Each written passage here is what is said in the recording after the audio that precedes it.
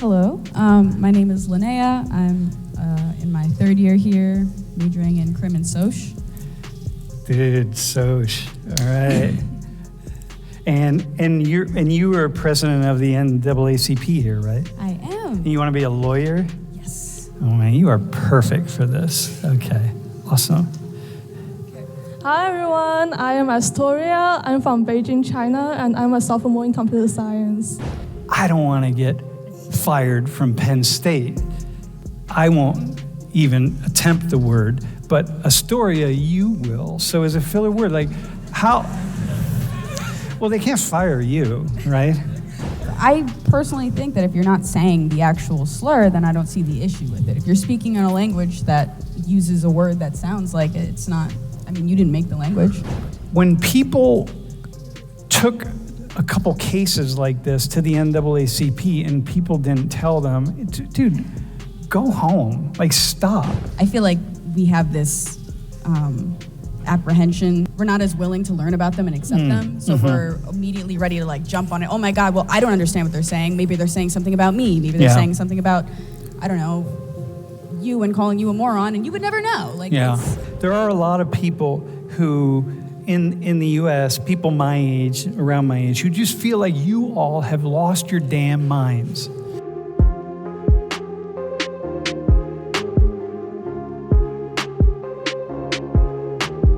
Have you heard of this word? You have no idea what this word is? No. Okay, so do you know what filler words are? Yes. What filler words do you use often? Like, things like that? Yeah. Okay, so this is a filler word in Mandarin. As a filler word, it sounds like another word. And people, there's one professor in particular, there's several who have been reprimanded for this word. One guy was suspended because he is a Chinese scholar and was talking to his students. And his students complained about him, and the university suspended him. And they did this big investigation because he used a Mandarin word and another language that is a word. So I'll be really careful about it because I don't want to get fired from Penn State. So I won't even attempt the word, but Astoria, you will. So as a filler word, like how? Well, they can't fire you, right? But this is a word in your in Mandarin, right? Yes. How common is it? Okay, so the word in Mandarin, it means that.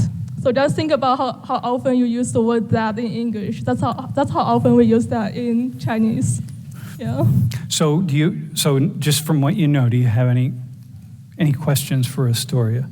Do you find it like difficult to use that word here? I feel like I never did. I feel like I didn't really think of it like that way in America.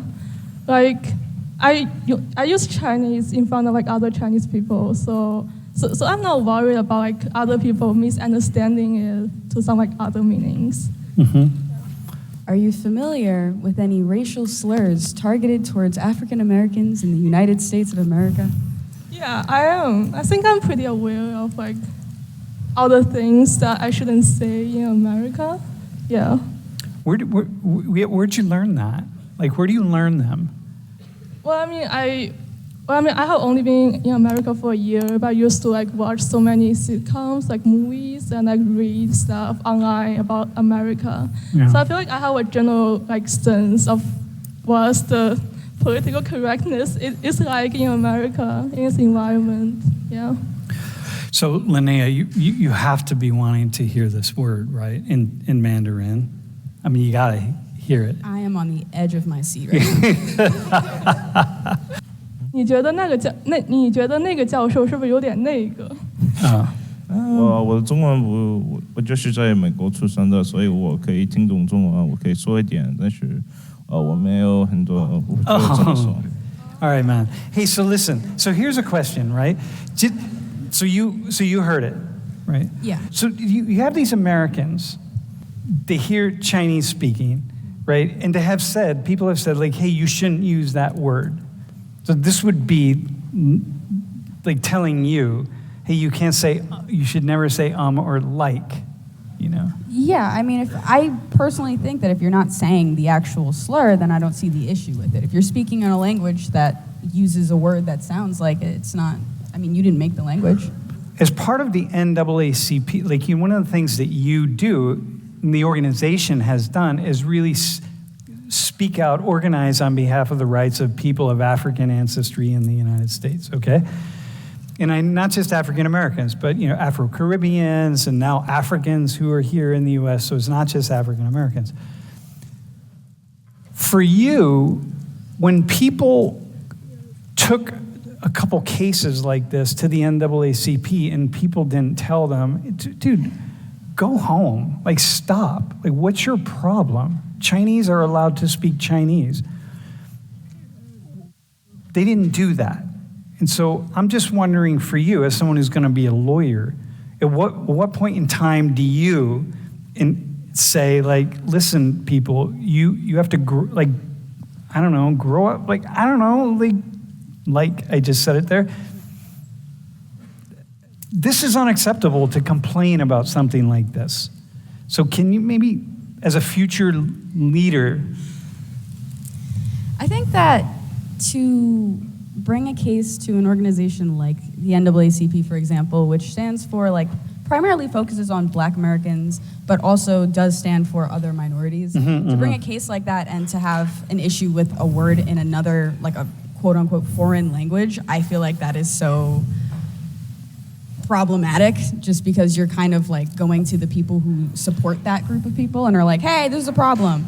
I do think that the issue maybe, and I'm not well-versed in this specific case, but if there wasn't, let's say, like a recording of whatever professor said it, right? Yeah. So there's the question of, okay, did he really slip something in there, or was he actually like saying something that was controversial? In this one case, there was a recording, and he was teaching people about, in Mandarin, about words, and talking about filler words, and talking about all sorts of things, right? This is culturally specific, so based on your native language, like in China, the common word is that. So in China, it might be nei-ge. So there's different words that you'll hear in different countries, but they're vocal disfluencies. It's saying that, I think that's problematic. I think especially because people who don't understand other languages or don't understand cultures that are foreign to them already are like, I feel like we have this apprehension, or like this, what's the word? We're not as willing to learn about them and accept them. So we're immediately ready to like jump on it. Oh my God, well, I don't understand what they're saying. Maybe they're saying something about me. Maybe they're saying something about, I don't know, you, and calling you a moron, and you would never know. Like, people call me a moron all the time, and I don't know. So I'm cool with that. Yeah, but this is the thing. I think you really hit it. One reason I'm asking you these questions is because there are a lot of people who, in the U.S., people my age, around my age, who just feel like you all have lost your damn minds. This woke culture, this whole whatever it is, it's like you all have lost your damn minds.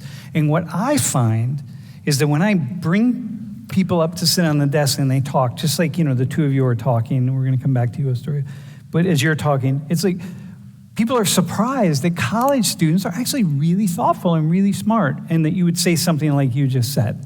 Because the cases that we hear that rise to the level of like CNN or MSNBC or Fox or something are these extreme cases that sounds like y'all have lost your damn minds.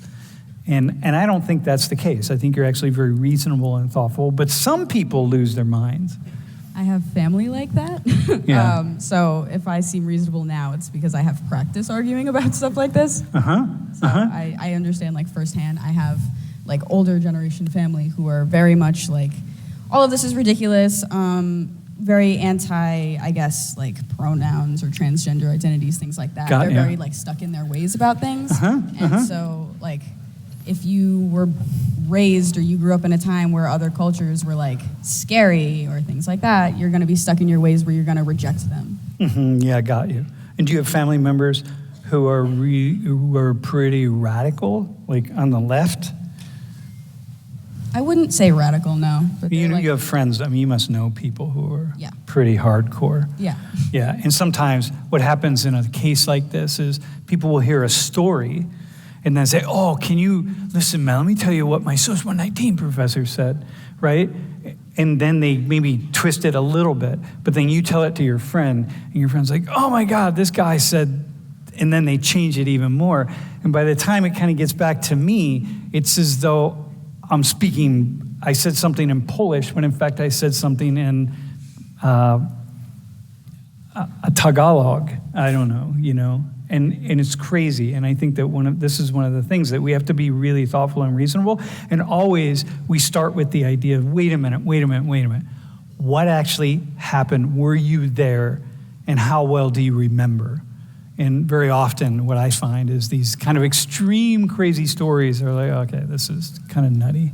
But for you, it's really important for someone like you, right? Because you are the future in these ways of law and social activism as someone who's part of NAACP, because in a way it's an activist, not entirely, but it is. And it's incumbent upon you to be reasonable.